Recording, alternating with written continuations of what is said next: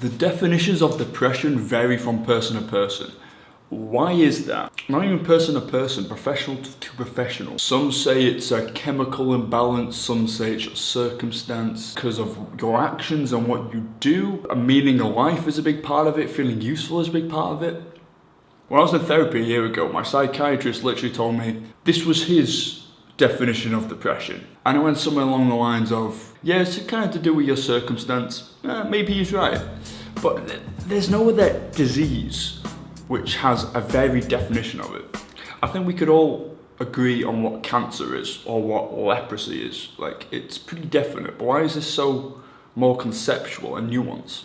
So I have a new theory with depression. I'm going to outrun it. What's interesting with depression is the more you run away from it, the better it gets. Once again, with other diseases, I'm not sure that's really the case. I don't think if you ignore cancer, it gets any better. But if you kind of ignore depression and get on despite it, it actually kind of helps and is the cure. It's strange how it works like that. So here's my radical theory, which is changing my life day by day. My task to outrun depression today is to make the first shot of the short. I did some rewrites. Gonna make it into a moldy bit of toast.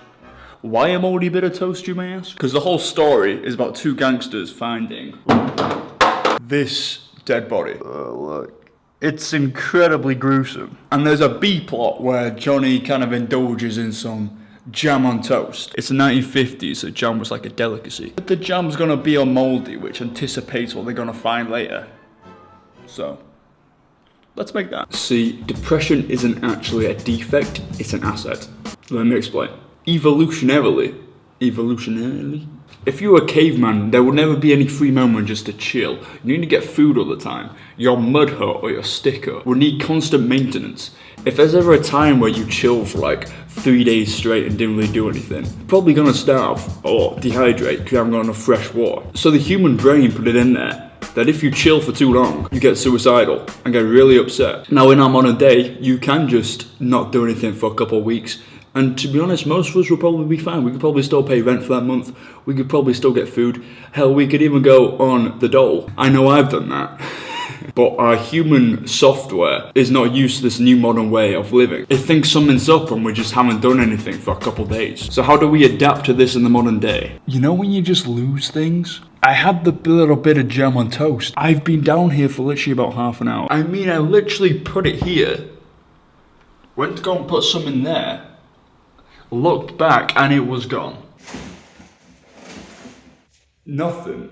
Why do these things happen? I had one with a bite mark in it, but that's the one is literally gone.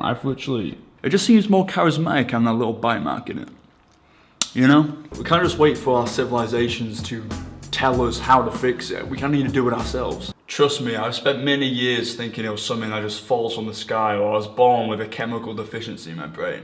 And it doesn't help anything. It just makes you frame yourself as a victim, then what's the point on trying if this is all out of your control? As soon as you take control of it, sure, the weight is heavier, but you can actually move it. And you know what the best fight against depression I found? Moving anyway. Don't even think about it. Just go and do an action, which isn't sitting in your brain.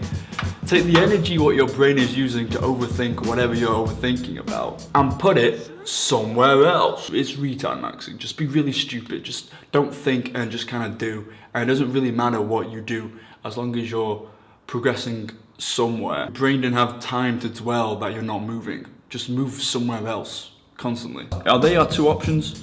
Either be uncomfortable or depressed? Shit, maybe. But I don't know about you, but I would rather be uncomfortable. You can see I've just come out of a rut. Look at all these spots, it's awful. What happens when you eat nothing but ice cream for a week?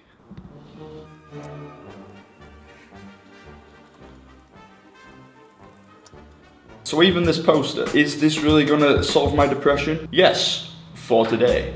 And tomorrow I'm gonna need someone else to get fueled. The lights just fell. And tomorrow I'm gonna need another activity to allow me to outrun the beast that is depression. That's just how it's gonna be, man. And some people may think that's unhealthy, to outrun your problems, but hell, isn't that what you're supposed to do? Get away from your problems? Get so far away from them that they're not problems anymore? I think someone can tell it's a jam on toast. I'll put the knife next to it so it looks like it's being spread, you know what I'm saying? Oh no, where's the knife? Oh, I lost that too. Don't worry, I found it.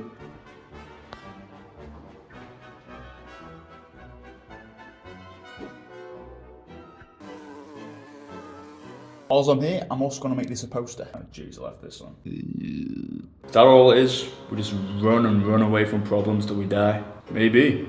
I think life is just constantly problem solving. Is there anything else to it? But there's only so much I can say anyway. Just try it. Have one really busy day and see how you don't even think about your mental health anymore. And how just by not thinking about it, everything was actually pretty all okay. Anyway, do you want to see this poster? It's for the new show. It's a pretty good poster.